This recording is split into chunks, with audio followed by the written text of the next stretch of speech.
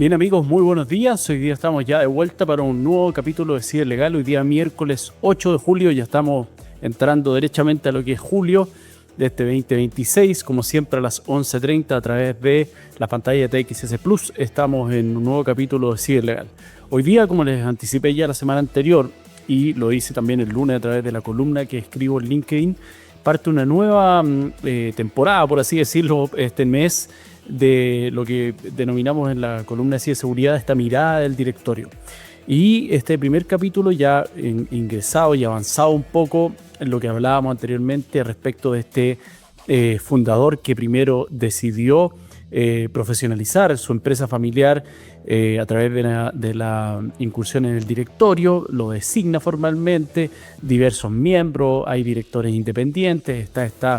esta directora que tiene una mirada mucho más inquisitiva, aguda, que es lo que busca obviamente uno, tener a alguien en directorio, alguien que haga las preguntas incómodas. Y finalizamos en definitiva el capítulo anterior preguntándonos qué pasaba con los datos, cuál era el costo del incidente eventual que pudiese ocurrir, y hoy día ya entramos en materia derecha ya un poquitito más hilando más fino dentro de lo que es la ciberseguridad, siempre sin el ánimo de aterrorizar a la audiencia, que un poco uno le dice al cliente que muchas empresas en general en la ciberseguridad, y lo que ocurre es que se regala miedo para venderte ciberseguridad. Acá la idea es que abramos un poco los ojos y entendamos qué es lo que pasa hoy día al interior de la empresa y sobre todo los peligros obviamente a los cuales estamos expuestos, y podamos tomar las medidas de rigor que, como les señalo, siempre es una inversión, nunca es un gasto, porque cuando ocurre el ciberataque podemos perder incluso la empresa, el prestigio reputacional, y además ser fruto obviamente de una investigación, por ejemplo, desde el punto de vista penal. Entonces eso es clave poder entenderlo y tenerlo dentro de la matriz de riesgo, y tenerlo dentro obviamente de los indicadores que hoy día nos pueden hacer ruido, cuáles son las eventualidades que afronta nuestro negocio. Y no solamente la guerra en el Medio Oriente, sino que también está la ciberseguridad que está vista y paciencia de la gente. Entonces el capítulo de hoy es desde el punto de vista del directorio, es el reloj de las 72 horas, lo llamé. Si ustedes se sitúan en una empresa, muchas veces ocurre, y eso está estudiado de hecho en cuanto a la ocurrencia de los ciberataques, cuando son los verdaderos ciberatacantes, no los que quieren hacer daño y buscar publicidad, sino aquellos que ingresan en nuestro sistema y toman posesión de él, toman control del mismo y nos hacen el daño que muchas veces nos percatamos incluso tiempo después de que ocurrió. El robo de un plan financiero, de los costos de la empresa, eso muchas veces ni siquiera se entera la empresa que ocurrió. Entonces, ¿por qué estas 72 horas son claves? Porque generalmente ocurren, y donde situé yo la imagen es un viernes antes de un fin de semana largo, como ocurrió hace un par de semanas acá en Santiago, que fue la semana pasada, de hecho, el 29 de junio, que es día lunes, ocurre en este caso un fin de semana largo. Entonces el viernes generalmente también las empresas salen antes, hay algunas que incluso tienen instaurado precisamente el viernes como teletrabajo, y a las 2 de la tarde ya estamos todos desconectados. Muchos piensan además que coincidió este fin de semana con el fin de semana largo de las vacaciones de los chicos, entonces hay cambio también de veraneante. Uno salió la primera semana, otro la segunda. El tema es que nos desconectamos literalmente el día viernes después del almuerzo, salimos todos de vacaciones y nadie se preocupó de la empresa, pero había algo ahí que había quedado dentro obviamente de nuestros servidores y que estaba buscando algo. Y generalmente lo que ocurre ahí, que cuando los ciberatacantes, que son los ciberatacantes serios, por llamarlo de alguna forma, que son igual de delictiva la conducta, me refiero que es más peligrosa porque es un atacante que está durmiendo precisamente en nuestros servidores, no da señales de vida, no nos percatamos que está ahí, y ese es el que verdaderamente nos va a hacer daño. Entonces la escena es esa, nos desconectamos, hay alguien que quedó ahí verificando que las conductas que ya había en cierta medida detectado de cómo funcionaba la empresa, dónde estaban alojadas cierta información, por ejemplo, información contable, financiera, datos de cliente, órdenes de despacho, sabe ya dónde está. Entonces lo único que va a hacer aquí, cuando no haya nadie mirando, es precisamente ir y atacar donde él sabe que va a doler, y lo va a encriptar. Y ese es un poco el tema del ransomware. Volvemos el martes a las 9 de la mañana, y cuando en este caso la contadora o la auditora prende el computador, en vez de encontrarse con que tiene que efectuar, por ejemplo, los pagos el día 30, en vez de efectuarse con la nómina de remuneración y todo cargado en el banco para poder realizar, se encuentra con un mensaje que indica que el software está encriptado y que si quiere que sea liberado va a tener que comunicarse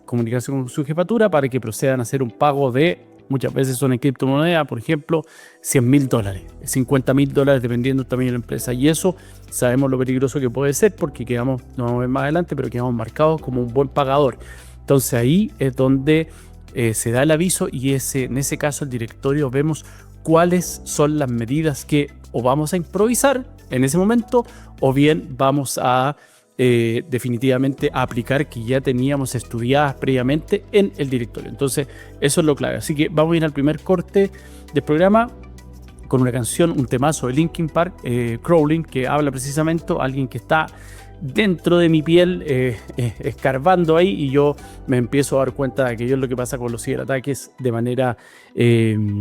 silenciosa. Nos vemos a la vuelta. Bien amigos, estamos de vuelta para esta segunda parte ya del capítulo de hoy día, de miércoles 8 de julio, Ciberlegal, donde estamos hablando respecto al reloj de las 72 horas y qué ocurre cuando volvemos el día martes después de este feriado largo y nos encontramos con que nuestra contabilidad está encriptada, el sistema de finanzas en general, la información de los clientes y el computador solo arroja ese mensaje que dice que si quiero recuperar tengo que pagar. Entonces acá lo importante y lo relevante para que ustedes entiendan cómo actuar aquí es clave. Es un poco lo que ocurre en las catástrofes. Hoy día vemos lo que pasa a nuestros amigos en Venezuela que sufrieron estos terremotos gigantes. Precisamente esas 72 horas son las claves para poder rescatar, por ejemplo, a aquellos que estén debajo de los escombros y no puedan salir por sus propios medios. Obviamente hay un tema de rapidez e inmediatez para poder rescatarlos, precisamente porque si no pueden perder la vida dentro de ese plazo por un tema de agua, de lesiones, de una herida que esté causando una hemorragia. Todo eso es clave y acá también en materia de seguridad es clave y lo vamos a ver por qué. Pero acá lo primero es decir, bueno, pero ¿de dónde en definitiva salió todo esto? Porque si yo entiendo que tengo un gerente de TI, tengo un CISO, tengo un SOC o algún miembro técnico interno, dependiendo del tamaño de la empresa, que me protege, ¿cómo estoy siendo encriptado y nadie avisó, nadie se dio cuenta, nadie pudo predecirlo en cierta medida? Recuerden que acá el riesgo no se elimina, sino que se mitiga y siempre de acuerdo a la exposición que yo tengo respecto al riesgo y cuál es el resultado que yo estoy buscando con las utilidades, por ejemplo, de mi empresa. Entonces, si yo acá veo esa es la primera pregunta y ahí puede ocurrir de muchas formas. Alguien pinchó internamente un correo electrónico que no correspondía, ingresó a una web que parecía un sitio real, como por ejemplo lo hemos visto cuando son estos sitios fake de los bancos, en donde a veces solamente la criptografía que se usa, el tipo de letra es distinto porque en vez de un 0 una O, o incluso el tipo usan otro tipo de letra para este banco que no es la misma que usa el banco original y en ese caso crean un sitio falso. Yo ingresé, entregué mis credenciales y a través de ahí, por ejemplo, instalaron algún tipo de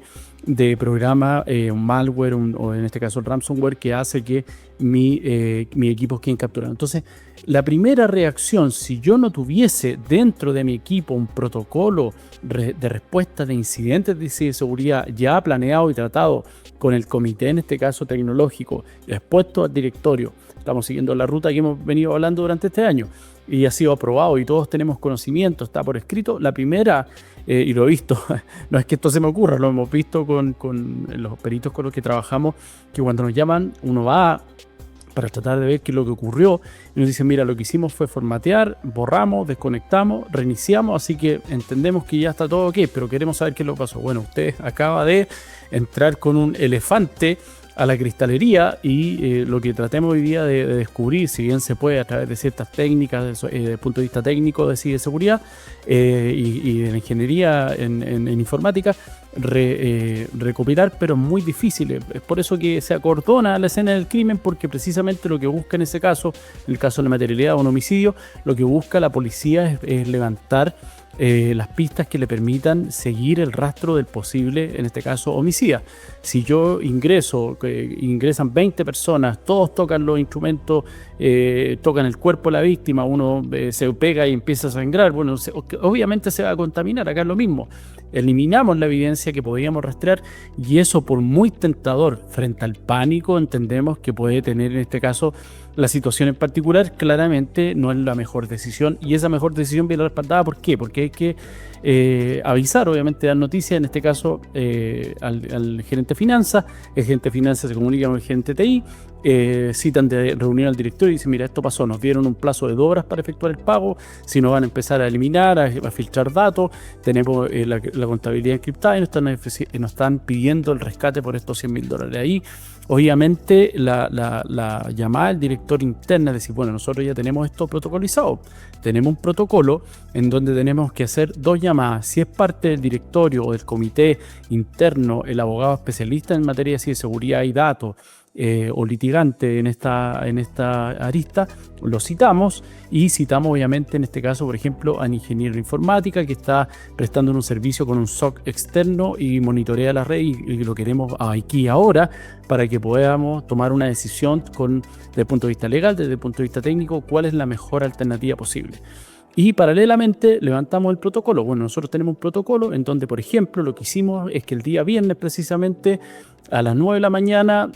porque cada 2 o 3 días o una vez a la semana, dependiendo de la cantidad de información que tengamos alojada, realizamos los respaldos a través de un disco externo físico de rigor que no está conectado a la red, se deja afuera, por lo tanto ya tengo información sensible que puedo ocupar para los fines que en este caso necesito, que es para pagar la nómina, para pagar sueldo, para efectuar el despacho de proveedores, ver las órdenes de pago, y todo lo que tenga ahí ya está respaldado. Y lo segundo es ver el protocolo precisamente de actuación, pero ya vemos que si bien sentimos que todavía estamos siendo obviamente vulnerados y atacados, es como que ocurre, yo lo he conversado con víctimas, a mí por suerte no me ha pasado, un portonazo, le quitan el auto, funciona el corte eléctrico, a la cuadra o 2 cuadras el auto queda abandonado, los tipos se bajan y salen corriendo, no le pasó absolutamente nada al auto, pero me dicen: la sensación de volver a subirme al auto es de vulnerabilidad absoluta. Lo mismo que si ingresan a mi oficina o al departamento de uno y está todo desordenado y yo veo: mira, no se robaron nada, no había nada de valor, no tenía nada oculto, o si lo tenía no pudieron encontrarlo, pero igual la sensación de que aquí entró alguien, se siente esa vulnerabilidad. Entonces acá pasa lo mismo, todavía nos sentimos ahí que estamos siendo fruto de un ciberataque, y la decisión siguiente obviamente a través del ingeniero es ver: mira, esto lo podemos sacar de esta forma, podemos limpiar, en realidad no es tan grave lo que está ocurriendo, sí suena y se ve muy feo, pero el ingeniero nos da la tranquilidad, y esto lo vamos a solucionar, pero no hay que pagar en este caso el mensaje que nos entrega el abogado por recomendación, porque como ustedes saben, los ciberatacantes son bastante colaborativos entre ellos, entonces muchas veces incluso se reparten los tipos de nicho, tipo mercado, y cuando saben que hay un ente que es pagador, en este caso una víctima como una empresa, dice: oye, a los 10 minutos los tipos me liberaron, me pagaron las criptomonedas y les liberé la información, y otros incluso pueden no liberarlo y dicen: arréglese usted con el problema, yo me desconecto para que no sigan el rastro, las criptomonedas saltaron y terminaron ahí en Bielorrusia o donde quiera que sea irrastreable para alguien desde Chile, pero se pasan el dato. Entonces es lo mismo acá, que es fuerte graficarlo de esta forma, pero que lo he visto incluso algunos memes, porque anda así cuando por ahí el tipo va a comprar droga y le venden, en vez de la droga que él buscaba, le venden cualquier cosa que parece droga. ¿Y qué es lo que va a hacer? Va a hacer la denuncia a la comisaría. Comprenderán ustedes el absurdo que puede parecer esto, pero hay gente que tiene un poco la disociación cognitiva para llegar a realizar ese tipo de denuncias. Entonces acá es lo mismo. Si yo pretendo que el tipo que me está extorsionando le voy a pagar cuando depende de él a través del clic o lo que tenga que hacer, que no veo, no sé dónde está, no lo tengo acá, no tengo nada a cambio más allá que la confianza ciega de que si le pago me va a liberar, puedo cometer botar el dinero a la basura, y además puede que la solución a la cual tengamos que llegar sea la misma que me la estaba proponiendo en este caso el ingeniero informática, el perito informático en estos temas. Entonces, lo primero es mantener la calma, segundo, hacer un levantamiento, hacer las llamadas de rigor, reunirnos obviamente como corresponde de emergencia, comunicar al resto de la compañía de que estamos siendo fruto de un ciberataque, pero lo estamos solucionando, que no hagan nada en su computador en particular y que se dediquen en ese caso a hacer tareas manuales o tengan reuniones para poder afrontar algún tipo de otro tema, pero sin acceder a los sistemas, obviamente, desconectarse del Wi-Fi, los que tengan sus dispositivos personales, para que no tengan ningún tipo de riesgo, no cliquear, no mandar correo. Luego, obviamente, hacer esta llamada al abogado, al ingeniero perito, levantar el protocolo que tenemos escrito, ver los respaldos físicos, y todo eso me va dando tranquilidad y va bajando la sensación de vulnerabilidad y de ansiedad que esto me presenta. Entonces, siempre es bueno, esto no es una decisión que yo tomé en ese momento, es la decisión que tomó el directorio 6 meses atrás, un año atrás, cuando hicimos el planteamiento, el levantamiento, vimos los riesgos y dijimos, bueno, esto es lo que tenemos que tener porque podemos ser fruto de un ciberataque, nadie está exento de, y vamos a generar un protocolo interno de ciberseguridad. Si nos ponemos a tratar de solucionar el tema ahí, lo más probable es que el incendio consuma la fábrica. Entonces eso no es recomendable, y lo más probable es que tratemos de desenchufar, apagar, desconectar, resetear, y eso lo único que va a hacer es un daño mayor en el evento que queramos realizar después algún tipo de levantamiento respecto a esa información. Así que esa es la recomendación. Vamos a volver a la vuelta con algunos tips más acotados para que estén preparados, si no lo están, para que se comiencen a preparar y puedan resolver en caso de que esto ocurra. Vamos a ir con el segundo corte con un grupazo nuevamente con Korn in Here to Stay. Nos vemos a la vuelta. Bien, amigos, estamos de vuelta ya en este tercer bloque de Ciberlegal de este miércoles 8 de julio del 2026. Recuerden siempre a través de txsplus.com, y todos los capítulos de este año y de la temporada 2023, que fue la primera Ciberlegal, después tuve un breve descanso, están alojados también en el podcast de Ciberlegal en TXS, y además en el canal de YouTube de Ciberlegal. Y recuerden seguirnos y suscribirse a la columna de Juan Pablo López, quien les habla, en LinkedIn, donde hacemos una profundización con más detalle de lo que hablamos hoy día en la columna y sale en el programa, y sale todos los días lunes. Para ir cerrando, como les decía ahí, las llamadas también clave, y un poco lo que faltó en respecto a toda la actuación anterior, es que el abogado hace ante la ANSI, ante la agencia, la denuncia de rigor. Hay que distinguir ahí si somos o no un operador en este caso, y que estamos dentro de la lista de los obligados de infraestructura, de los que estamos obligados a denunciar o no, pero dejamos la constancia frente a este catastro general que se hace ciberataque, y eso es bueno siempre también, porque la ciberseguridad, igual que los datos, es un tema social. Todos nos ayudamos y cooperamos de esa forma a hacer un mejor entorno, un entorno más ciberseguro. Y además al Ministerio Público, en el evento que recopilemos información, hagamos levantamientos y seguros comprometidos, también es bueno también siempre dejar esa denuncia efectuada como que fui diligente en el actuar, y además de lo que yo hice internamente, lo plasmé en una denuncia ante el Ministerio Público. Bueno, y acá volvemos, en donde ya termina, se logran restaurar los servidores, los computadores, no tenemos mayores daños. El informe del perito determina eso, que por dónde ingresaron, cuál fue la puerta en la cual había quedado abierta, generó los parches, hizo junto al abogado una charla precisamente en inducción humana respecto de las conductas que podemos ser fruto de ciberataque, como ocurrió el anterior, para que aprendamos obviamente del error. Y en nuestro directorio, además del informe, el gerente de finanzas con el gerente de TI vuelven a sacar un poco, no como para enrostrarlo, sino precisamente para validar la laminita que fue aprobada hace 6 meses atrás, un año atrás, con el ROSI ahí plasmado, en donde da cuenta de que el retorno de la inversión en seguridad informática se pagó solo con ese incidente, porque habíamos generado los protocolos, teníamos la contratación externa mensual del abogado, la contratación mensual externa también de este ingeniero, en donde esas fueron ayudas vitales para poder proteger el prestigio reputacional, los datos de nuestros clientes, realizar el pago de las nóminas, y que nuestra información no fuera divulgada tampoco a terceros, y que pudiéramos restablecer los sistemas en particular sin tener que pagar un solo peso. Esos $100,000 obviamente que pueden ser ficticios, pero hay que ponerlos como un incidente real que ocurrió, y no en la lámina cuando la discuto, que me pueden decir, oye, ya me pueden cobrar $1,000,000, 10 o 50,000, pongamos un número realista. ¿Por qué 100,000? Bueno, acá hubo un número realista que me estaban pidiendo efectivamente los ciberatacantes, y el ROSI se lució. Entonces ahí el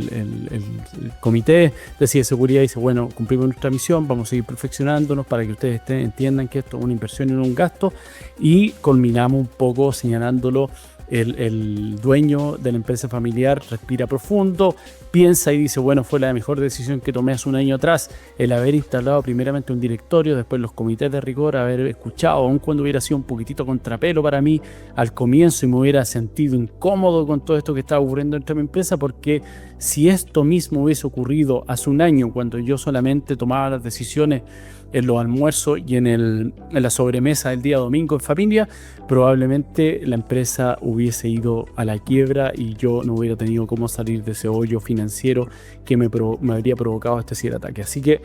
es importante, veámoslo de esa forma, apliquémonos a casos que hoy día podemos buscar. Hay casos para tirar al cielo si uno quiere empezar a buscar casos que podrían ocurrir en la empresa en particular que ustedes manejan. Todos hoy día estamos, así como cuando uno sale a manejar, estamos puestos que nos puedan chocar, robar el auto, lo que pueda ocurrir. Estando conectado a un wifi, en internet o lo que sea, estamos expuestos a ser víctimas, sea como persona natural o como empresa, a un ciberataque. Así que eso, espero haya sido entretenido para ustedes el programa. Para mí lo fue, por lo menos, porque lo he vivido de cierta medida este tipo de hechos, y es gratificante sentir que el trabajo que uno realizó previamente con la gente de la empresa se ve valorado en ese momento, reflejado, y uno termina, no espera las felicitaciones, pero espera sentir que el trabajo que se realizó, que en algún momento